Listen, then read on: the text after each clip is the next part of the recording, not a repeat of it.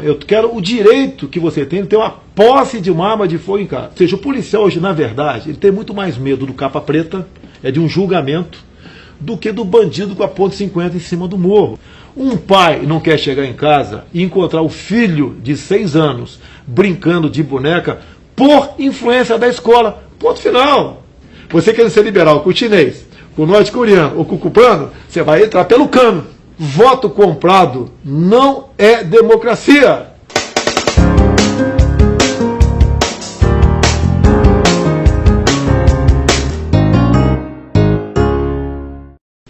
Olha só meu convidado hoje, Jair Messias Bolsonaro. Vou levar muita pancada, hein? Não, eu jamais vou brigar com a mulher. Não, você não vai brigar comigo. Mas muita gente aí do lado de lá da câmera vai brigar comigo. Mas eu estou muito feliz dele ter vindo, porque eu acho que eu aprendi na faculdade, logo no primeiro dia de aula, que tem que ouvir todos os lados. E eu apanhei muito quando Zezé de Camargo disse que não teve ditadura no Brasil. Eu apanhei muito quando trouxe o João Willis aqui. Eu apanhei porque entrevistei o João Willis. E eu estou entrevistando o João Willis também desde que ele era Big Brother. Nunca tinha apanhado antes, mas agora apanhei. Então eu já sei que eu vou apanhar mesmo. Vamos lá. Vamos. Não é só pelo fato de você isso. nos dar a liberdade de conversarmos. Eu estou ouvindo outra parte, lógico, concordando não tem nada a ver. Quem tem que concordar não é quem está do outro lado. Não somos nós dois aqui. Nós estamos para levar as informações para lá. Pode ter certeza que será uma excelente entrevista. Tenho certeza disso. Tenho certeza disso. Com certeza. Diferente. Diferente. Vamos aí. Você nem está de terno. Gostei disso.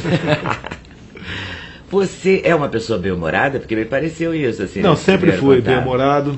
O meio militar te dá esse bom humor, até apesar da dificuldade da carreira. Eu achava que eram tão rígidos. Não, muita brincadeira, intervalo. Você acaba essa educação física, que às vezes é uma pelada de futebol, de salão, né? E intervalo, você no banheiro, tomando banho, tomando uma Coca-Cola. E você é o momento de você relaxar, extravasar. Então é o que você leva da vida, é isso daí. É mesmo. E você entra para a política como vereador? Eu entrei em 88. Tive alguns problemas disciplinares no Exército Brasileiro, né?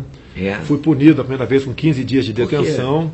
Eu dei uma entrevista na revista Veja na seção Ponto de Vista. O salário está baixo. É de setembro de 86. A situação salarial nossa sempre foi complicada. E eu resolvi na revista Veja, defendendo os cadetes na Academia Militar das Agulhas Negras, porque naquele momento o Jornal do Brasil dizia que 150 e poucos cadetes haviam sido desligados na academia por consumo de drogas e pederastia, o que não era verdade. É porque a garotada chegou lá e viu que o futuro não era aquilo que eles esperavam, e resolveram pedir demissão. Então o Jornal do Brasil fez exatamente uma coisa inversa. E daí aproveitei esse gancho, dei uma entrevista, e eu sabia que o militar da ativa não podia dar entrevista sem autorização superior, e acabei sendo punido com 15 dias de detenção. E isso foi em 1986. E você ficou mesmo detido? No caso nosso, com a minha transgressão disciplinar, não foi nada grave, eu fiquei dentro do quartel. A maioria das prisões disciplinares, não só para oficiais como praça, a maioria, né, é dentro do quartel, não é na cela. Especificamente. Sim, ficou lá guardado. Sim, fiquei 15 dias guardado lá. De molho. Depois que acabou. Bem, um ano depois eu cursei a escola de aperfeiçoamento de oficiais, né? Teve alguns problemas lá dentro também, porque eu era uma pessoa conhecida. Eu acabei respondendo um conselho de justificação e o Superior Tribunal Militar arquivou aquelas acusações que eu vinha sofrendo. Então, no mesmo ano, em 88, me candidatei a vereador pelo Partido Democrata Cristão, fui o mais votado, né? E 89, no Rio de Janeiro, em 89 vim ser vereador no Rio de Janeiro. Mas você é de Campinas? Eu sou nascido em Glicério, que eu não conheço a minha cidade, sou registrado em Campinas. Naquele tempo, Leda, era do povo, da cultura. Você tinha que ser nascido numa cidade grande para você ter um bom futuro. Se você fosse lá de onde eu era, né? Onde eu morei depois, Xiririca, ninguém ia conhecer você. Então eu fui registrado em Campinas e criado na região do Vado Ribeira. Especificamente Eldorado Paulista. Eu li umas matérias a respeito. Aí você veio para o Rio, aí você já tinha curso de Educação Física? Não, olha só, eu me formei na Academia Militar das Agulhas Negras em 1977, em artilharia, vim para o Rio, depois fui para a fronteira, Mato Grosso do Sul, e depois vim cursar a Escola de Educação Física do Exército, 45 tenentes e capitães do Exército, fui em primeiro lugar do curso, e fui servir então na Brigada Paraquedista. Bom, já que você falou em artilharia, vou começar pelas armas. Você é a favor da liberação das armas? Sim.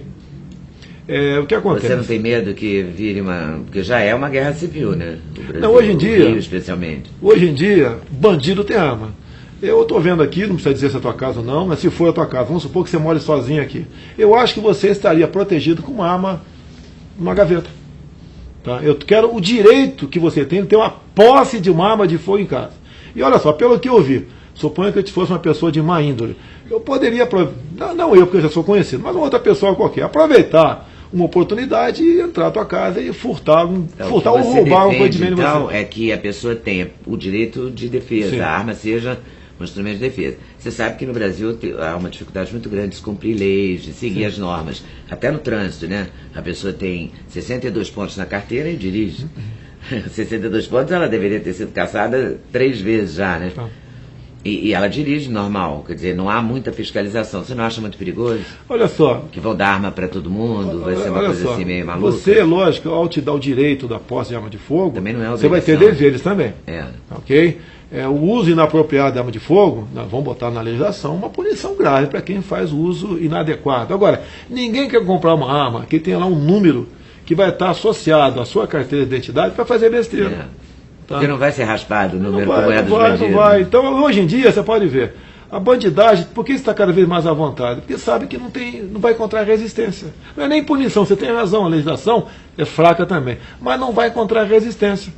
Nos Estados Unidos mesmo, né, tem aquelas áreas conhecidas como livre de arma de fogo. É onde geralmente o terrorista vai fazer atuação, porque sabe que não tem reação. Tem universidades americanas que já adotaram, né, deram o direito ao professor a dar aula armado.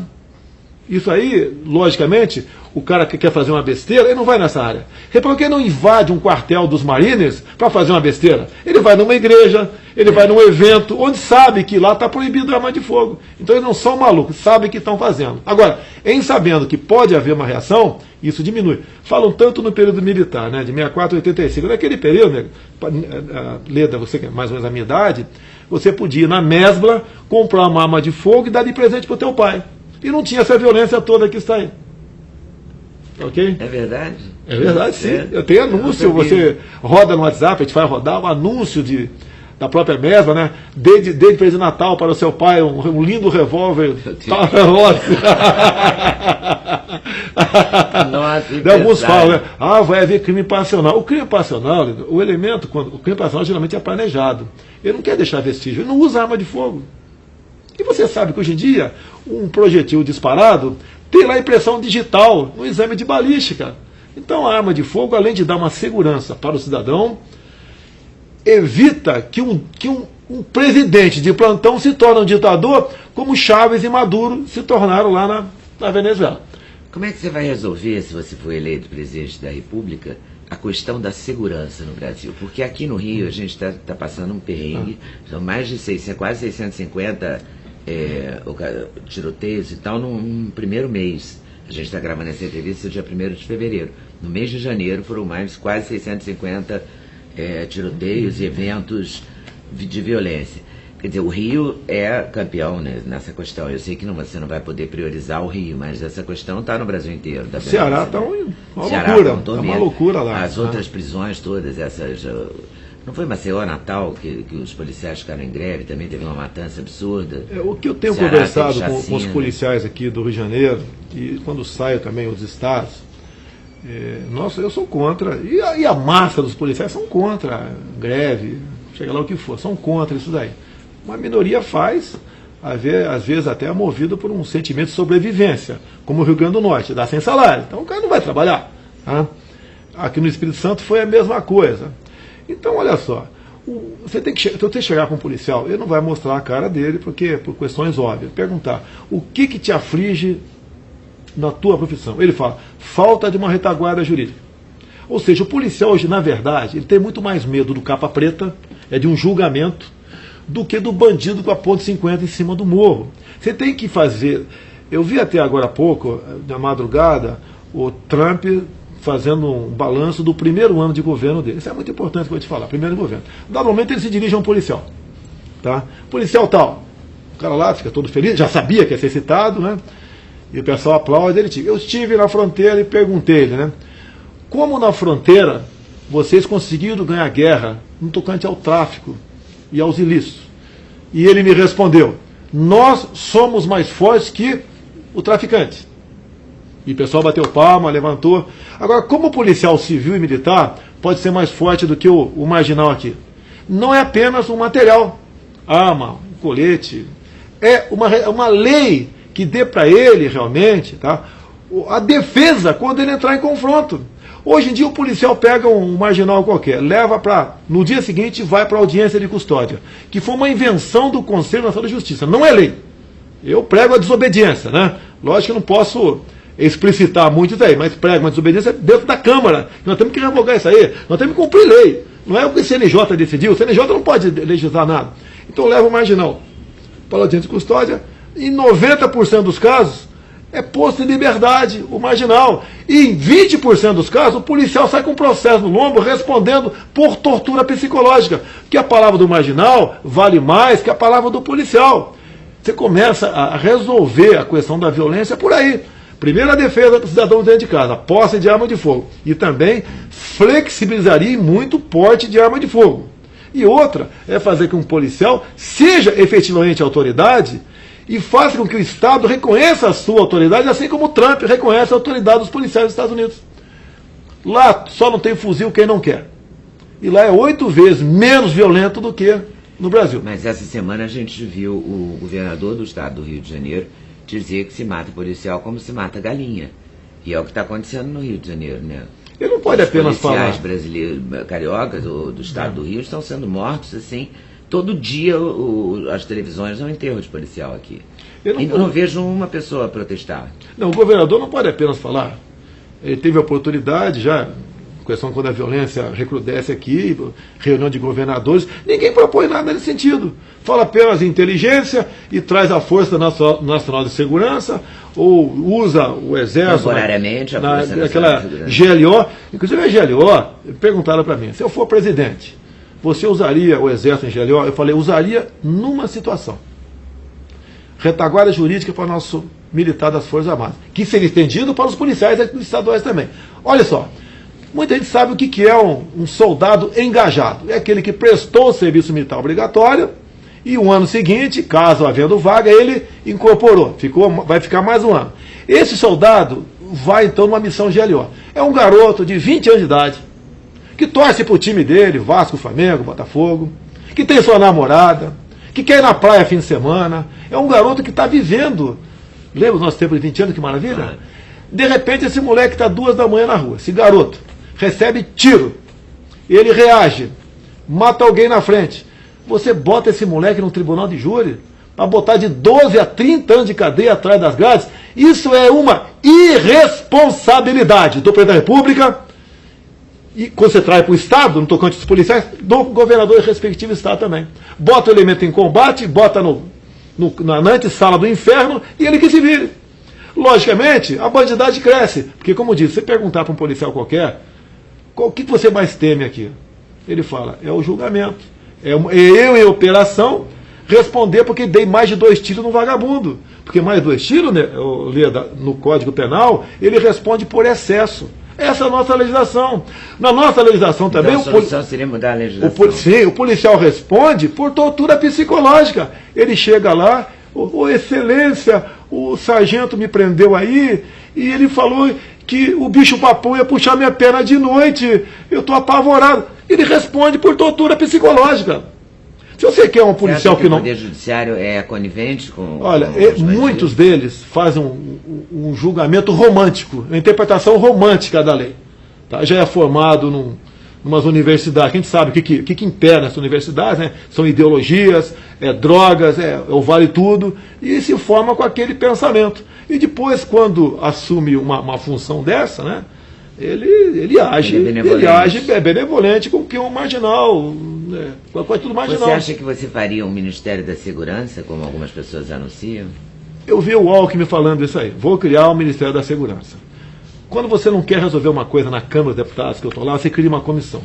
Tá? Quando você não quer resolver alguma coisa no âmbito presidencial, tu cria um ministério. O Ministério da Justiça não precisa. 3, 4 artigos no Código Penal, com metade do efetivo dos policiais civis e militares, rapidamente a violência decresce aqui. Porque eles vão ter como ao evitar não morrer, atirar. Eu quero dar carta branca para o militar não morrer. Como é que ele pode não morrer? Atirando. Você admite que há excessos, né? Que há militares que interrogam de um jeito que não seria o correto. A função do militar não é interrogar, vai lá para a delegacia. Bem, se for pensar nisso daí, algumas exceções, tem igual o cara que tira uma carteira e é motorista. Na formação, na melhor formação. Lógico, você colabora. E eles vão sentir, se sentindo porque, prestigiados. Por exemplo, a Polícia Mineira virou até uma expressão, né, quase idiomática, a Polícia Mineira. Durante um tempo foi acusadíssima. E houve um trabalho de reciclagem dos policiais e tal, que chegou depois até a ganhar prêmio. Entendeu?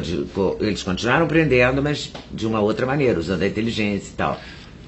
Você acredita em melhorar, quer dizer, além de melhorar o salário do policial, melhorar a condição de trabalho do policial? Se ele tem uma formação melhor? Naquele tempo a violência não era dessa forma. Quando se assaltava um banco aqui no Brasil, ficava nos jornais por 30 dias. Era diferente. Agora você explode com dinamite. Caixa eletrônico. Vado Ribeira, que eu tive há pouco tempo, né? Miracatu, Registro, Juquiá. Toda semana um banco é explodido naquela região. Então a gente não pode pensar nas exceções. A exceção tem em qualquer meio, no teu meio jornalismo, meio deputado, não sei que o meu deputado é exceção ao contrário, né? As Forças Armadas. Se for pensar apenas na exceção, a gente vai ficar aí de papo ar e a violência vai crescer cada vez mais. O policial tem que ter o direito de matar se preciso for. E ponto final. Quem acha que não tem direito de matar, tire a arma dele. Vamos desarmar os policiais. Tem que ser melhor formado para ele ter um discernimento sobre. Lógico, atirar mais, é lógico, tudo bem, treina mais o cidadão, dá condições para ele. E ele, para não morrer, ele vai ter que atirar. Ou para evitar que um terceiro morra. E não ficar com essa interpretação romântica da lei. Coitado, não teve oportunidade, o marginal. E outra coisa, quando você fala em morre 60 mil, você tem que fazer uma linha de corte. Quantos marginais e quantas pessoas inocentes. Nós temos que diminuir o número de mortes de pessoas inocentes. Se você aumentar o número de mortes de marginais, automaticamente diminui o número de mortes de pessoas inocentes. É uma guerra. É uma guerra e ponto final. Você está vivendo uma guerra? Você considera um terrorismo essa violência que a gente está vivendo? Até o terrorismo é ações do MST, por exemplo, que são planejadas. Aí você considera terrorismo? Isso é um crime bárbaro que acontece. A invasão de fazendas, etc. Você considera terrorismo? Você tem que tipificar como terrorismo a invasão do MST. Até porque o nosso agronegócio está sendo sufocado. Daqui a pouco vai faltar comida para nós. Você pode ver, nós temos em média 27 caminhões de carga roubados por dia no Rio de Janeiro. Num pequeno espaço de 40 quilômetros. Você vê na Brasil e Dutra. Tá? Você pode ver, se o poder público não consegue controlar 40 quilômetros dessa região aqui, imagine 17 mil quilômetros de fronteira, quando culpam o exército, né, de não evitar que entre armas aqui. Você tem que jogar pesado em cima desse pessoal. Agora, quando você prende o elemento, quando ele for julgado, se for punido, ele fica um sexto da pena e vai embora. Aí compensa ser bandido no Brasil. E uma vez preso, até teve uma lei há pouco tempo aprovada, aí foi num cara do PSOL e o Pisciani. Proibido a revista íntima em presídio. Tá certo? Então, imagine como é que está a situação dentro do presídio. Até, você vê no Monte Rebelião que teve no Nordeste aqui, acho que foi no Ceará, se eu não me engano. Teve os 10 presos executados com arma de fogo lá dentro. Daí querem culpar o agente penitenciário. É proibido a revista íntima. Uma coisa puxa a outra. Mas lógico. Esse pessoal, você tem que entender uma coisa. Nós temos que botar na lei que o direito do encarcerado é não ter direito.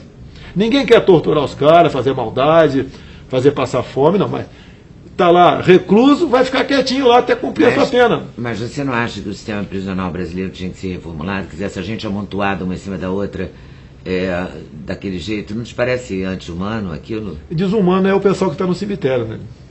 Ok? Pessoa de bem, criança de 5 anos de idade, 3 anos de idade. Claro que é. É mulher que foi estuprada e assassinada. Aí você tem que estar preocupado. Esses caras que fazem. Pode fazer uma coisa paralela. Esses caras que estão nessa situação, lá, não me entendeu, é o paraíso para eles. Brigaram para chegar onde chegaram. Eu não quero a maldade deles, mas entre eu investir em escola e presídio, se eu tiver o poder da caneta, vou investir em escola. Quem está lá fez muita maldade e pediu para ir para lá. Eu não quero que ele sofra, eu quero que ele fique afastado da sociedade. E Leda, o objetivo da prisão não é recuperar em primeiro lugar, é tirar o elemento do convívio da sociedade, evitar que ele continue estuprando, sequestrando, matando, fazendo barbaridade. Agora, o pessoal sabe que lá é antessala do inferno. Por que continua fazendo besteira?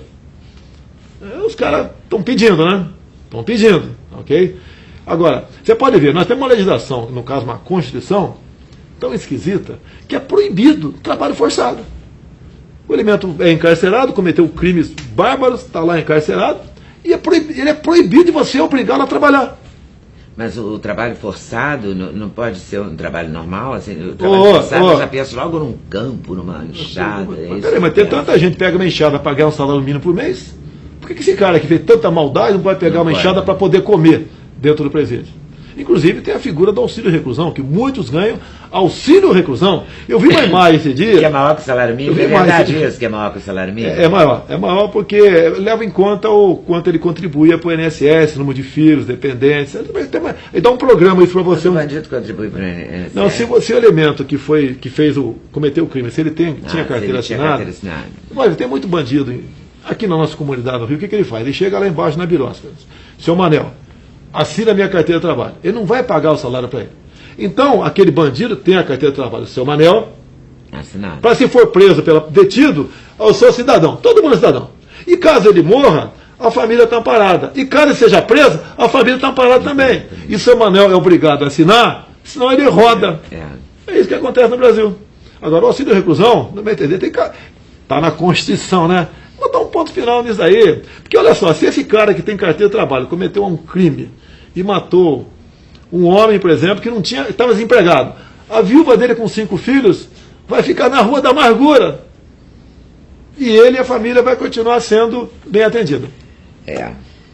Vamos falar agora daquelas questões que Bolsonaro é muito associado a elas e recebe muitas críticas.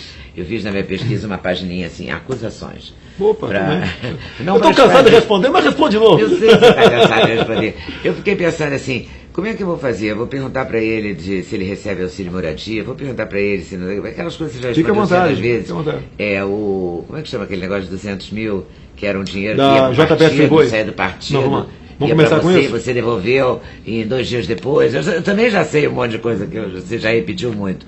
Mas jornalista tem que perguntar essas coisas. Não tem Vamos jeito. começar da JBS Friboi primeiro? Vamos. O que acontece, né? A legislação de 2014 mudou. Tá? Qualquer empresário poderia doar para o partido, não para o candidato. Então, o que acontece? O caso da JBS Friboi, eles tinham pego pouco tempo 9 bilhões emprestados do BNDES. 9 bilhões. O equivalente a 5% disso, está na cara que foi feito um acordo, né? Eles doaram para partidos. Com que intenção? Votar o que interessava para o PT em Brasília. O meu partido, Partido Progressista, recebeu um bolada. E daí, o presidente do partido ligou para mim e falou que ia dar um dinheiro para a minha campanha. E para mim era do fundo partidário. E de repente, quando apareceu na minha conta 200 mil, no mesmo dia fiquei sabendo, foi até um colega que trabalha comigo, da Polícia Militar de Brasília, ele falou, deputado, não use porque o dinheiro da JBS Friboi. O dinheiro é legal, não tem problema nenhum, mas não usa. Então o que acontece? 2 dias depois, consegui tirar o dinheiro da minha conta e devolver ao partido. E não a JBS. E não foi a JBS que botou na minha conta. Foi o partido. Daí veio o Ciro Gomes falando, como é que a JBS descobriu a conta dele? Pô, o Ciro Gomes, pelo amor de Deus, tá certo? Pô, você não entende disso, diz que entende de economia, diz que eu lavei dinheiro. Eu liguei ao partido, eu quero dinheiro do fundo partidário. Daí foi colocado na minha conta o fundo partidário. Resumindo a história, 1.428 candidatos receberam recurso do partido via JBS Friboi. O único que devolveu foi eu. Naquele tempo, Leda, não se falava as palavras propina legal. Depois ficou conhecido como propina legal. Eu não sou tão bonito assim para receber 200 mil da JBS. E aconteceu a mesma coisa com o meu filho Flávio de outra empresa. Também foi devolvido. Ele não leva pancada porque já estão dando em mim, já não pode dar nele, tá certo? Precisa, então foi 100 mil com ele. Só um por família. Então a JBS está explicado. Então eu fui o único que devolveu, estou tranquilíssimo, ninguém pode... Agora vamos lá, você é homofóbico?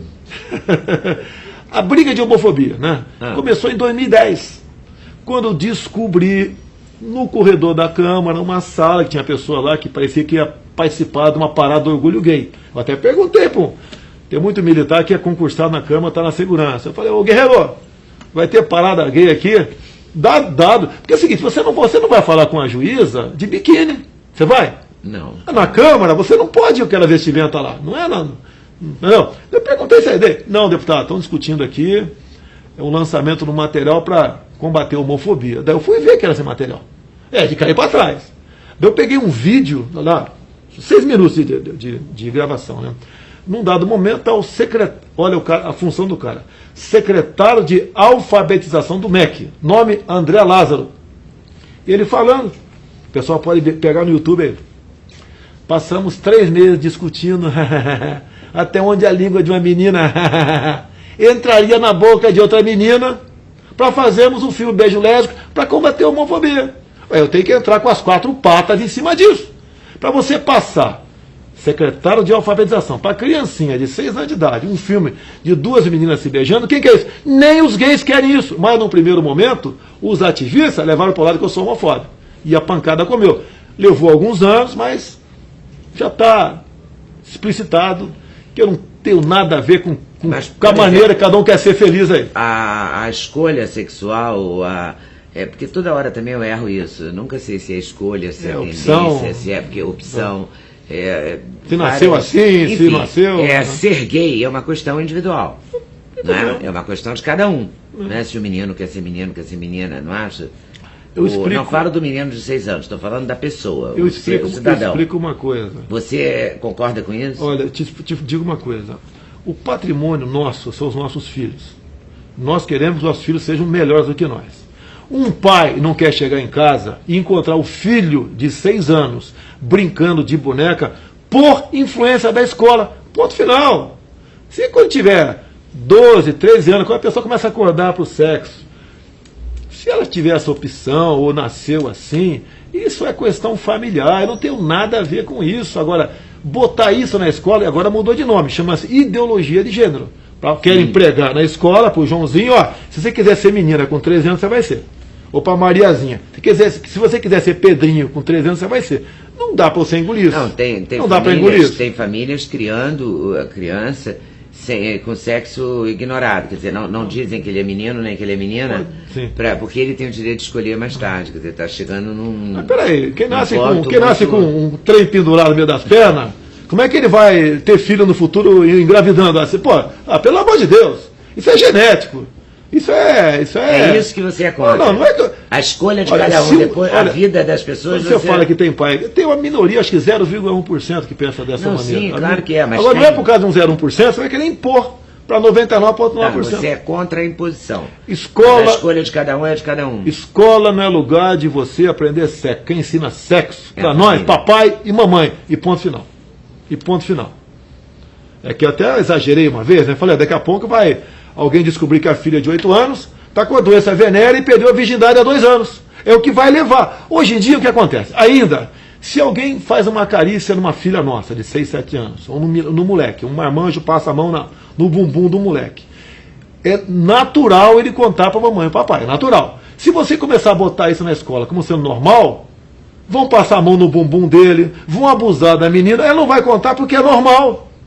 É isso que esses tarados, esses psicopatas, querem fazer com a nossa juventude. Uma juventude que não tem educação. Você pergunta uma tabuada para um moleque de 15 anos, 70% não sabe responder 7 vezes 8. Então nós temos que mudar isso daí, meu Deus do céu. Ou mudar não deixar que mudem, que baguncem a nossa educação, que detupem a cabeça da nossa criança em sala de aula. Mas você entende que a família homoafetiva, chamada homoafetiva, 2 homens ou 2 mulheres podem adotar, você é contra, a favor? Primeiro é o seguinte, eu não tenho que ser contra nem a favor. Porque é um direito individual. Para eu e você, para nós vivermos em sociedade e harmonia, tem uma lei. Não tem uma lei? Qual a lei maior nossa? Não é a Constituição Brasileira? Tá ok? Sim. A Constituição Brasileira. Então tem um artigo na Constituição, acho que é o 226, se eu não me engano, que está escrito lá o que é a definição de família. Está escrito lá homem e mulher. Está escrito lá. Então alguém apresenta uma proposta de emenda na Constituição para dizer que são 2 pares, eu e você, ou eu o cinema que está filmando aqui, ou você, a Dona Maria que está ali, mude na Constituição, diga que são 2 seres humanos, que eu passo a dizer que família é qualquer 2 seres humanos. No momento, à luz da lei maior brasileira, família é homem e mulher. E ponto final. Você tem noção de que isso vai te tirar voto? Não estou preocupado com o voto. Se eu me preocupar com o voto... Eu quero saber só se você está lúcido. Se eu me preocupar com o voto, eu vou ser... Posso falar uma palavra não aqui? Pode. Vou ser um bundão, igual outro qualquer candidato que tem aí. Que tudo ele não me toque, não sei, não vi, deixa pra lá, nada fala. Ele não diz nada. Ah, você não tem isso, né? Você te fala mesmo. Eu estou dando a minha opinião, eu não tenho nada. Eu não sei se você é lésbico, você não sabe se eu sou gay. Você sabe se eu sou gay? Você não sabe. Eu posso ser ou não posso ser? Você não parece, mas tudo bem. Você também não parece, tudo bem. Mas eu não sou mesmo. Mas tudo bem, mas ninguém tem nada a ver com a vida do outro. O que nós fazemos de quatro paredes compete a nós. Agora tem cara que acha que ele tem um prazer quando conta para os outros. É muito comum isso aí, né? Ontem saí com 10 mulheres. Daí é o prazer que tem ali. Cada um vai ser feliz com outro parceiro entre quatro paredes e faça o que bem entender.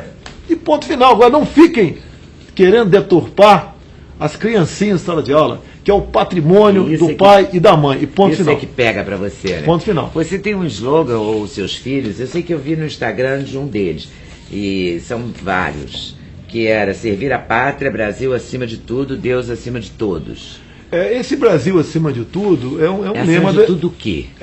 O Brasil... Não. É o Brasil, é o nosso... É como o Trump fala, né? Estados Unidos grande. Esse Brasil acima de tudo há muito tempo, é um lema nos quartéis nossos. O que é? O garoto que bota a farda, ele fala o seguinte, eu tenho que defender a minha pátria. Ele canta o nacional, ele saúda o superior, ele trata com afeição o teu subordinado, com respeito, obviamente, o superior. É isso, leva para ele o espírito de brasilidade. Isso é Brasil, a nossa pátria acima de tudo. Porque quando todos nós entendemos, nós políticos não entendemos, que o Brasil estando bem, nós todos estaremos bem, e não o contrário, o Brasil será diferente. Eu queria falar uma coisa com você, que é você presidente. Digamos, você ganhou a eleição, é o presidente da República. Você vai ter vários debates até chegar lá, né? Você é um candidato, você é um pré-candidato, né, que se diz. Para não ter problema eleitoral. Não, você fala candidato, não ter problema eleitoral. É um pré-candidato, então o Jair Bolsonaro é um pré-candidato. Qual é o seu partido? Devo me filiar ao PSL agora no início de março. Pois muito bem. Você vai ter nos debates um ministério, porque você já falou no ministro da Economia, que é o Paulo Guedes, que é um professor Estamos namorando. PUC, Banco Pactual, foi fundador do Banco Pactual e é presidente do Instituto Milênio, né? E eu vi hoje o Flávio Rocha das lojas Riachuelo dizer que você tem ideias econômicas de esquerda, porque você é estatizante. Aí eu queria falar um pouquinho disso.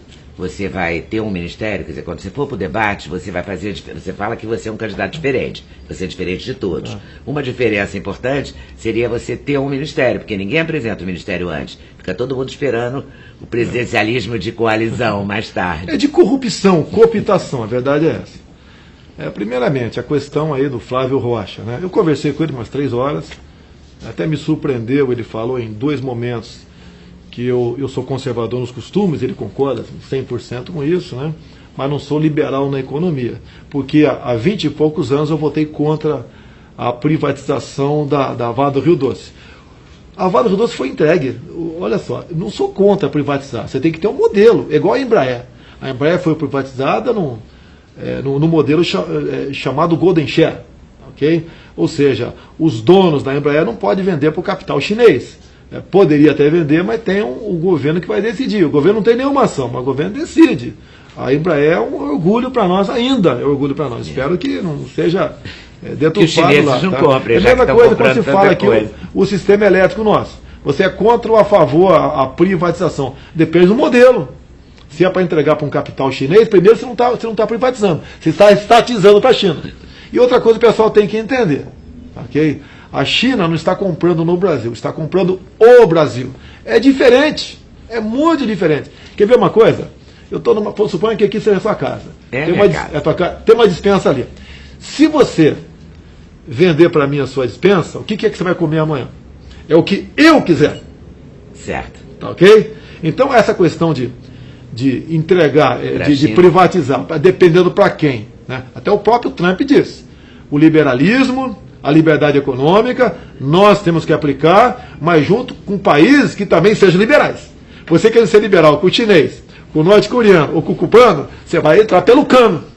Deu até uma rima aqui. Então é isso. Então o Flávio Rocha, tá, que eu gosto muito das posições dele, foi deputado... Ele também te elogiou nessa fala. Por um mandato. Mas ele colocou essa questão da economia. Ele pecou na economia. Primeiro, quando é que eu falei que temos que privatizar alguma coisa, temos que estatizar alguma coisa no Brasil? Eu nunca falei isso aí.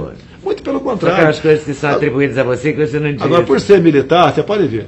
Hoje em dia, se você tirar a obra dos militares do Brasil, a gente vira algo pior que o Paraguai. E não chega nem a Niterói. Não chega a Niterói também, bem lembrado aí. Então você pode ver naquela época, quem poderia fazer, por exemplo, a Itaipu Binacional? O capital público, não tinha ninguém da iniciativa privada, eu não sei quanto custaria hoje, vou chutar aqui uns 20 bilhões e para mais. Quem da iniciativa privada teria dinheiro e investiria? Então tem essa ideia. Agora, a conversa com o Paulo Guedes, que é tão liberal quanto o Flávio Rocha, está excelente. Inclusive, nós estamos noivos, né, namorando, um está vendo o outro ainda, e até agora estamos falando da mesma linguagem. Mas você pretende ter ministros nomeados, eu pretendo. Escolhidos ou pensados? Deixa eu reformular a pergunta, porque não é nomeado que eu quero dizer. Quer dizer, ministros conversáveis, conversados. Porque você tem que conversar, porque você tem que saber se a ideologia do cara dá com a sua, se vocês têm posições semelhantes, né? Ninguém vai escolher o ministério se não é de coalizão. Vai ser um ministério 100% de direita, pode ter certeza disso. Então, isso eu não duvido. 100%. Mas você vai indicar antes? Olha só, você até falou um pouquinho. Eu devo, talvez, seja o único... também que você falou que o Ministério do Transporte será de um militar. Talvez eu seja o único que, quando começar aí a campanha, eu já esteja com os 15 ministros definidos. Os 15. Serão 15? Não serão 40. Eu tenho que saber o nome dos meus 15 comandados. Você também? Eu duvido que você rapidamente me dê o nome de meia dúzia de ministros aqui. Você vai ter dificuldade. Mesmo, Nem o Temer consegue. Então, isso aí o que os candidatos fazem? Que tem chance, né? Fica tempo, ficam 3, 4, 5, 6 partidos juntos. O segundo turno vai ser todo mundo contra eu, que eu devo com toda certeza estar no segundo turno. Por que todo mundo contra eu? Porque eu já estou com o ministério pronto, eles vão barganhar. Ao barganhar, vão indicar incompetentes, muitos corruptos, alguns até ex-terroristas, para compor esse ministério. Agora, pode ter certeza que metade do meu ministério que eu vou indicar vai ser militar. Tranquilo. É mesmo? Por que não? Por que o preconceito contra o militar? Não, eu tenho medo deles. Dilma e Lula... ditadura que eu tenho medo. Mas você está viva? Você sobreviveu a uma ditadura? Não, mas eu não participei da ditadura, mas eu acompanhei bastante aquele período de ir ao DOPS, ir ao DOI-CODE, assim, para visitar preso político familiar. Então, eu acompanhei isso. Eu sou de Juiz de Fora, de onde eu vi o general Olímpio Manuel Filho partir para o Rio de Janeiro, eu tive feriado naquele dia no colégio. Então, eu acompanhei um pouco a chamada Revolução, né? E tenho um pouco de medo, sim, foram 400 mortos desaparecidos, né?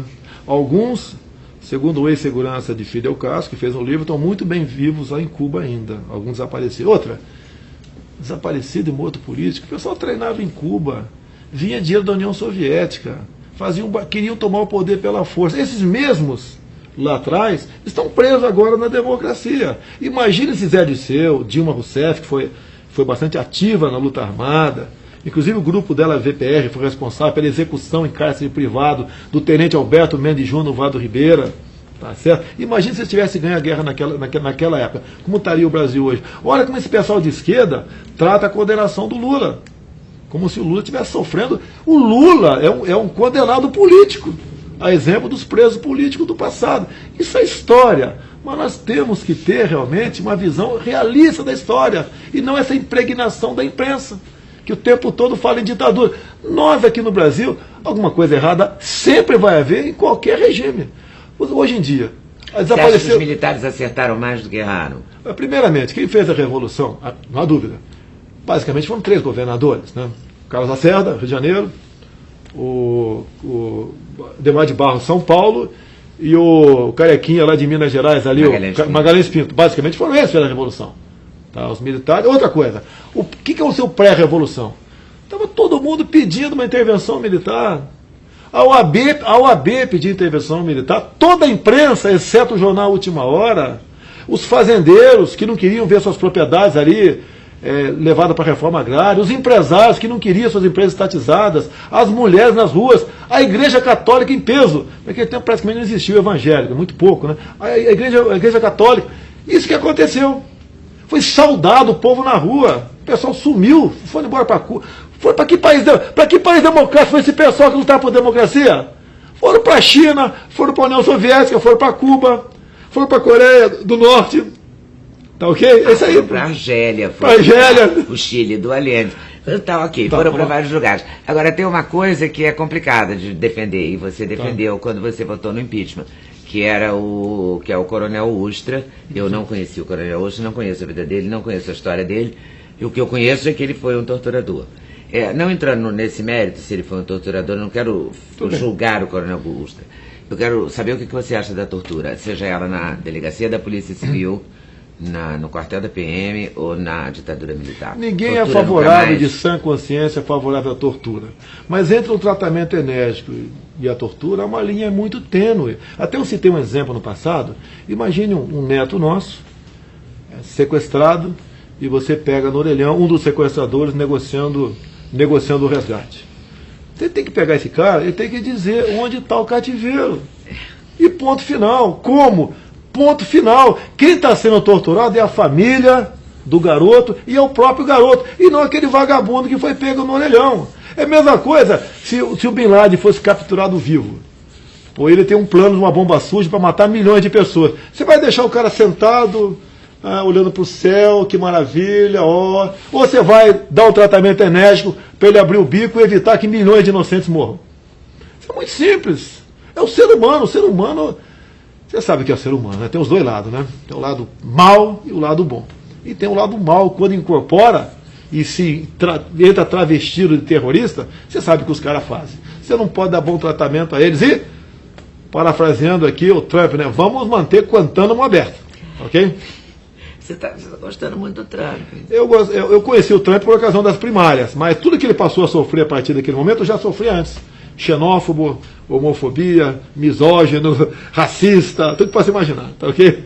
Você está preparado para todos esses trancos que você leva todo dia? Olha, se eu não tiver disposição para isso, eu estou fora de combate. Mas você tem vontade de reagir? Porque às vezes eu acho que você não pensa quando você fala, né? Porque você dá a manchete. Não, mas muitas vezes você fala uma frase que está na cara que vai ser manchete. Mas você não pega essa frase não ao vivo, é gravado. O caso daquela deputada, sem falar o nome dele aqui. Não vou estupar que você não merece. O que aconteceu antes, ninguém mostra. Não se mostra. É tal negócio. Você está com a arma na mão. Ela xinga você, né, de estuprador. Estuprador, sim. Ela estava defendendo um estuprador. Ela estava defendendo um Champinha que fez um crime cruel, pelo amor de Deus. E degolou a menina 5 dias depois. E eu estava defendendo ali que reduzíssemos a moralidade penal, para que os Champinhas do futuro fossem julgados como adultos. No seu governo, como vai ficar a maioridade penal? Não depende de mim, né? Isso é uma proposta de emenda da Constituição. Vai lógico, eu vou. Você vai escolher o ministério, você vai ter um poder. Eu vou fazer o possível, porque a Câmara e o Senado, né? 3/5 votam em favorável à redução da moralidade penal. Você começa a botar um freio na molecada de 16, 17 anos. Quantos anos? 16? Eu boto 16. Eu gostaria de botar 14, mas não vou ter sucesso. Então vamos jogar o que a gente pode, 16 anos. Eu queria falar de uma pessoa, não sei o que você acha dele, mas eu vou contar a história porque é uma história que eu conheço. O doutor Itamar Franco tinha umas idiosincrasias, assim. Ele não ia com a cara de uma pessoa, a pessoa não trabalhava no governo dele e ele, de modo geral, acertava. A pessoa não prestava mesmo, quando ele não gostava do jeito. Mas ele ouvia uma pessoa, que eu saiba, chamava-se Ruth Argrides, que era uma mulher incrível, e não é, uma pessoa maravilhosa, inclusive. E ele ouvia a Ruth Argrides. Você ouve alguém? Se me permitir ficar em silêncio com o nome da pessoa, sim. Tem pessoa que eu... Não, eu te permito, claro. A pessoa que você ouve, não quero que você não mais vai velha do que eu. Você não vai me dar essa manchete de contar a pessoa, claro. Mas você ouve. Até você pode ver. Quem critica você? Seus filhos? Porque meu filho me critica muito. Os seus filhos te criticam? Sim, falam comigo sempre. Mas falo. E nada a ver ter falado isso. Abre o jogo. Porque me falaram que tem o Eduardo. Eu quero entrar no mérito dos filhos, porque são muitos filhos. E me falaram que o Eduardo é o mais bravo, que o Flávio já é o mais cada um tem seu temperamento. Cada um tem o seu temperamento. E lógico, quem é o Jair total, assim, bravíssimo? É mais o Carlos, é o 02, que é o vereador. É o 02? Que é o vereador. O 01 é o Eduardo. 01 é o Flávio, que é deputado estadual.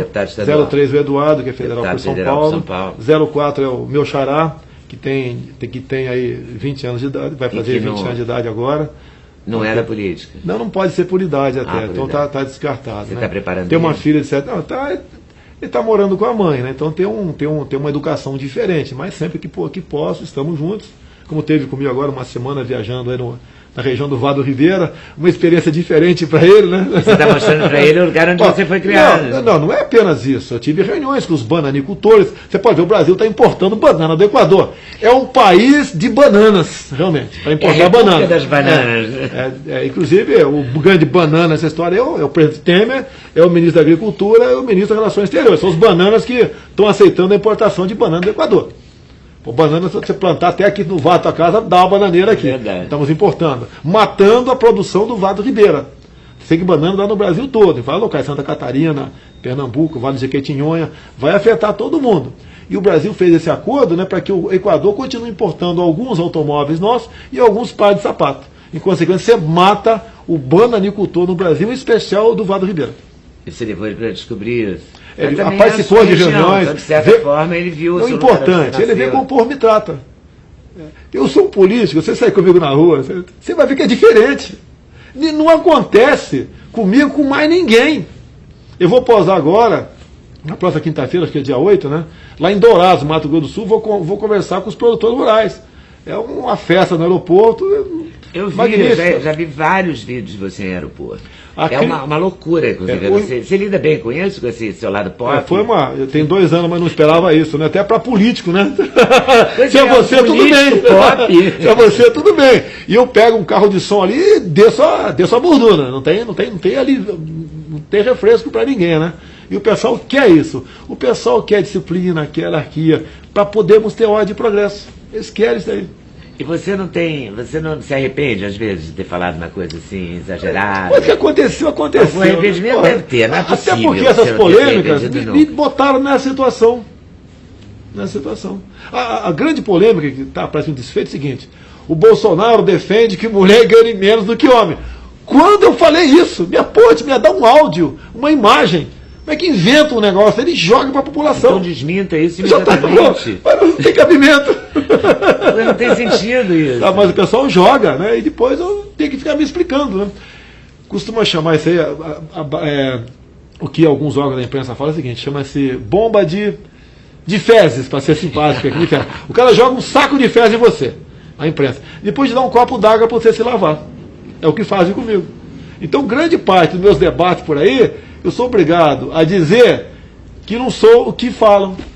Porque eles não provam, apenas dizem. E eu tenho que me explicar. Porque, na verdade, se a gente deixar, a gente jornalista também, fica só desmentindo coisas, né? Dizendo, você é gay, você é homem. Você tem que botar esse preto e branco. Você é gay? Não responde, pronto. Já que eu tive esse... Seria um gay virgem. Quem vai querer esse cara magrelo feio aqui, pô? Mas você é um grande... Você não é homofóbico, não é racista, não é contra a mulher, não é... Teria uma mulher no seu ministério? Acusaram tanto o Temer porque ele não botou Pode ter 100% mulheres. É a competência da pessoa. Você vai pela competência. Lógico que tem que ser. O que você, quando vai na porta do hospital, você não quer saber quem é o ministro da saúde, se é homem, mulher, se é gay, se é branco, se é negro, se é japonês. Você não quer saber. Você quer saber que você vai ser atendido no hospital. Agora, eu vou usar a disciplina militar se eu for presidente. No quartel. O coronel paga a missão para o capitão, que paga para o sargento, que paga para o soldado. E a missão vai ser cumprida. Ou alguém vai se dar mal. Tem que ser assim. Eu tenho que ligar para o ministro e falar: sim, senhor, vamos discutir. Sim, vamos discutir. Se estiver errado, ele retruca, sem problema nenhum. Mas sim, senhor, vamos buscar o cumprimento da missão. E não ele falar: ô, presidente, fica na tua aí, senão o PMDB não te dá 30 votos na reforma da Previdência. Cala a boca, presidente. É isso que acontece. É isso que acontece. É isso que eu estou mostrando para o povo que não vai acontecer se eu chegar lá.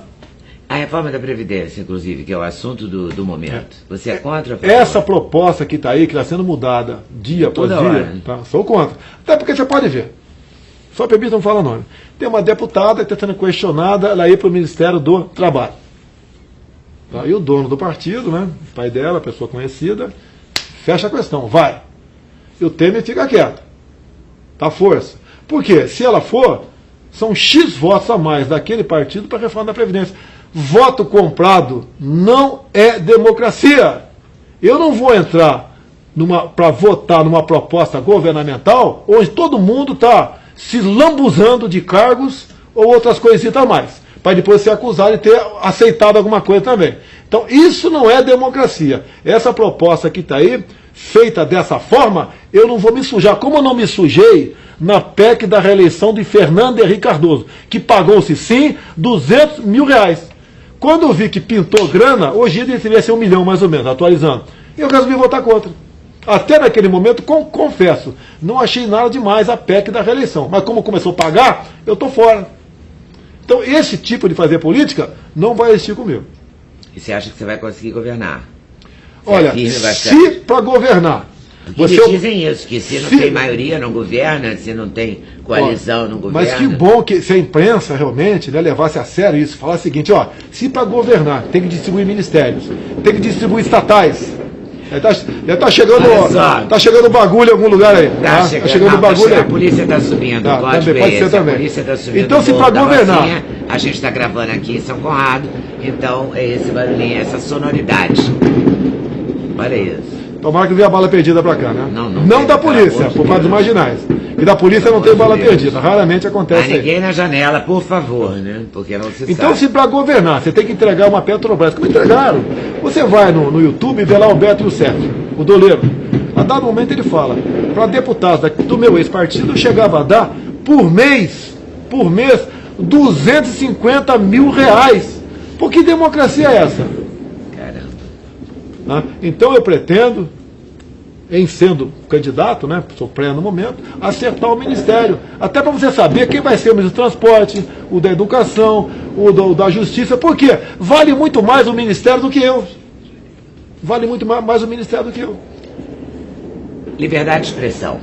Total, eu sou o elemento mais amado e odiado nas mídias sociais. Pode continuar me elogiando.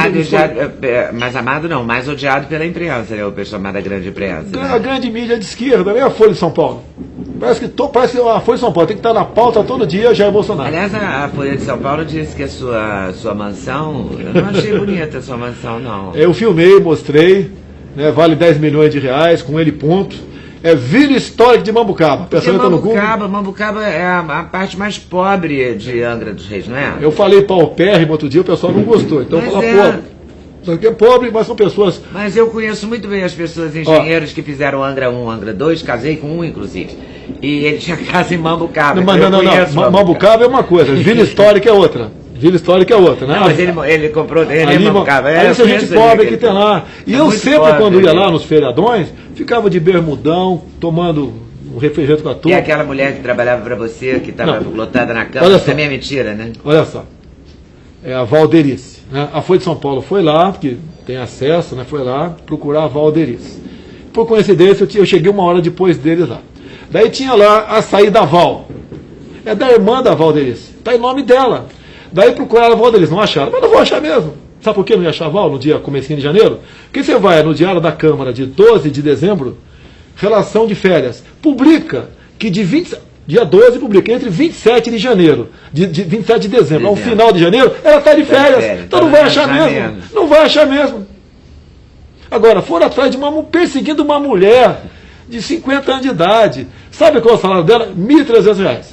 Daí a Folha falou, poxa, mas o que ela faz? Eu falei, faz o que todo mundo faz. O que é? O que todo mundo faz.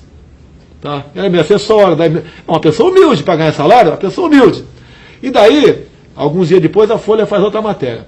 O deputado não apresenta emenda para a região de Angra há muito tempo. Não apresento mesmo. Há 5 anos fui denunciado por crime ambiental. No auto de infração está a data e hora onde eu tinha exatamente botado o dedo no painel de votação em Brasília. Entendeu? Então não tem como, não estava lá mesmo. Uma acusação fraudulenta feita por um cidadão do ICMBio, filiado ao PT, que depois foi ser secretário de Meio Ambiente da prefeita Maria Raba, de Angra dos Reis. É isso que acontece comigo. O processo foi arquivado no Supremo. E daí queriam que eu demitisse a mulher. Foi arquivado, foi um de patrimônio, né? Também não, patrimônio foi outro. O patrimônio incompatível. Esse foi a mansão. Daí teve 2 casas na Barra. Eu falo para você, eu estou vendendo um apartamento em Copacabana agora, quer comprar? R$100 mil, quer comprar? Não. Me responda. Estou te vendendo um apartamento por R$100 mil na Barra, quer comprar? Tem que saber onde está o apartamento. Está na Ladeira dos Tabajaras. Qual o tamanho do apartamento? Está voltada para a área que você falou agora há pouco aqui, ó. Ninguém na janela, aqui não vai ter bala perdida. Se fosse ali, teria. Então a minha casa. Então, olha só, então eu fui denunciado em 2014. Em 2015, o Ministério Público fez um laudo. Diz que os 2 imóveis que eu comprei na Barra eram compatíveis com minha renda e não tinha qualquer indício de lavar dinheiro. Depois são muitos anos trabalhando nessa assinado, família, com bons salários. Assinado, o deputado ganha bem. Assinado Rodrigo Janot. E a Folha não reconhece o Rodrigo Janot como uma pessoa adequada para arquivar uma denúncia anônima, que não tem problema, mas foi anônima, sobre meu patrimônio. E outra, meu patrimônio está todo no meio imposto de renda. Ninguém achou por fora, um laranja lá, um amigo do amigo, igual o Lula, né? É do amigo meu. Não tem nada do amigo meu, tudo é meu, está lá. Você acha que vai enfrentar o Lula? Não, acho que não, que seria uma desmoralização da justiça eleitoral, que tá agora a bola está com eles, né? Está com a justiça eleitoral, uma desmoralização. A ficha limpa vale para mim, para você, não vale para ele? E outra, mais indício do que aquele, meu Deus do céu. Inclusive, numa das falas, né, ele diz que a Marisa saiu de São Paulo e foi lá em Santos encontrar-se com não sei quem para dizer que não queria mais apartamento. Tu acha que a Marisa saiu de São Paulo para encontrar com alguém para dizer que não queria mais apartamento? Não existe isso aí. Não existe isso aí, ok? Você sabe que você tem um bom caminho pela frente. Já acabou? Não, já acabou. Eu, por mim, ficava o dia inteiro. Bora! Tem uma coisa que me grila.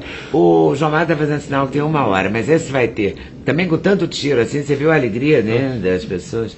É porque tira esses fogos, a gente fica pensando que é fogos, né? Mas é tudo misturado. Não é carnaval não, né? Não é carnaval ainda não. É tristeza mesmo de quem mora lá.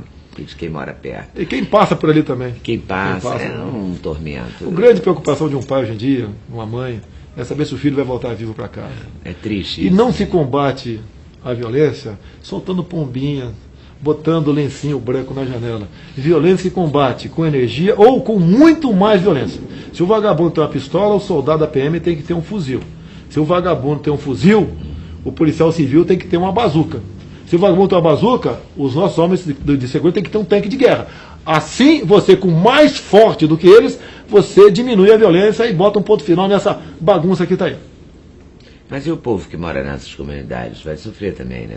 Esse povo está sofrendo 24 horas por dia. Completamente. Eu ouço relatos o dia inteiro. Vou ao supermercado, ouço, desço na rua, ouço. Olha, as pessoas falam. A polícia não chega atirando. Quando recebe tiro, ele é obrigado a atirar, para não morrer. Agora, eu gostaria que a comunidade colaborasse. Dissesse, ó, hoje em dia, telefone celular todo mundo tem, né?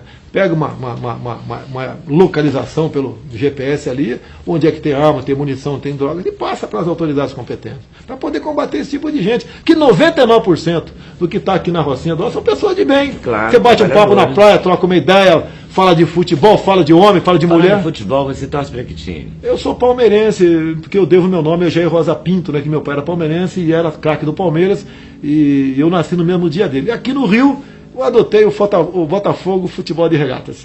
Você é de estádio, assim, não? Já fui aqui, o ano passado fui jogo do Flamengo, do Vasco, boto a camisa deles, porque eu entendo o esporte como uma alegria popular, e não um campo de batalha. Olha, a torcida que foi melhor tratado foi no Ninho do Urubu, na ilha, no jogo Flamengo e Chapecoense. Eu até falei 5, e foi 5-1 realmente o jogo. Tive no Palmeiras e Grêmio em São Paulo também, no Vasco e Ceará, e olha que o Vasco precisava da vitória, o último jogo do ano retrasado, e virou o jogo, Ceará 1-0. Eu botei o pé na arquibancada para filmar, falei, te vai virar. Deu 5 minutos do segundo tempo, 2-1 pro Vasco. O Vasco até não precisava do resultado pela combinação, acabou não precisando, mas estava no sufoco. Sim. Então o Vascão voltou, também sou Vasco, e meu filho é vascaíno, Flávio, né? Flávio Vascaíno. E a sua filha? Eu tenho uma filha de 7 anos. Uma gracinha, eu vi no Instagram no Dia dos Pais.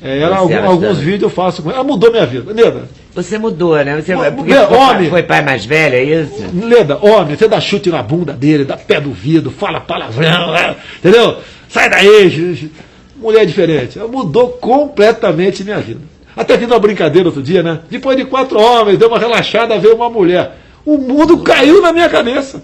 É comum. Por isso que eu falei, se você ouve alguém, porque você fala manchete, você dá manchete para as pessoas. É comum entre os homens, né? O cara, por exemplo, grande namorador, namora todo mundo, aí ele se casa, arranja, vê uma filha, tá vendo? Vai pagar teus pecados. Os homens falam isso, não sou eu não falo. Jamais eu falaria isso. Os homens falam isso. É igual aquela história. Você foi um grande namorador? No meu tempo eu não tinha essa facilidade como tem hoje em dia, não. Inclusive, muitas vezes falam, né? Pô, você era consumidor, agora vai ser fornecedor. Mas brincadeiras que os homens fazem. E quando eu fiz, o mundo caiu na minha cabeça. Agora, eu quero o bem da minha filha. Pô, eu dou minha vida por um filho meu, quem dirá por uma filha, que é muito mais frágil, né? Poxa, mudou minha vida. Quando eu faço vídeo com ela, como eu fiz no Natal, o Ano Novo, fiz um videozinho daqui de um livro que ensina a criança a fazer sexo na escola. Quando eu peguei o livro, daí, minha filha sai daqui agora. Deu 40 milhões de acesso em 15 dias. Tá mostrando a irracionalidade do governo do PT e do PMDB, que continua a mesma coisa agora com essa questão. A filha, uma mulher muda a gente. Eu fico vendo. Você fala até o seu sorriso. A venda da minha esposa fala o seguinte. Meninos enormes que você tem casa ficam com ciúme, não? Não, daí minha esposa fala o seguinte. Eu quero ver daqui uns 6, 7 anos, quando tiver a tua filha com o namorado, como vai ser o teu comportamento. Como é que vai ser isso? Você já parou para pensar como é que vai ser? Estou me preparando para isso. Que vê um filho homem com mulher, coisa mais linda. Ó! Vamos lá, leão, machão.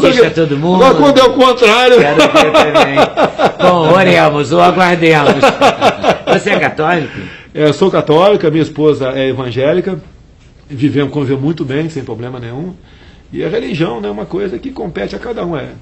Na verdade, nós somos 90% da população é cristão aqui no Brasil. O judaico é cristão no Brasil, ok? E eu tenho, no meu lema, né? Brasil acima de tudo, Deus acima de todos. Eu sou temente a Deus, confio em Deus e adoro só uma coisa nessa terra, Deus. Ponto final. Ok, muito obrigada por ter vindo, tá? Obrigada mesmo. Não faço continência, vou fazer alguma coisa errada na continência. Se você fizer continência, daí quem sabe eu queira pagar 10 contigo. Ah, não. Não. Pagar 10 é aquele exercício. Não, então não faço mesmo. Valeu.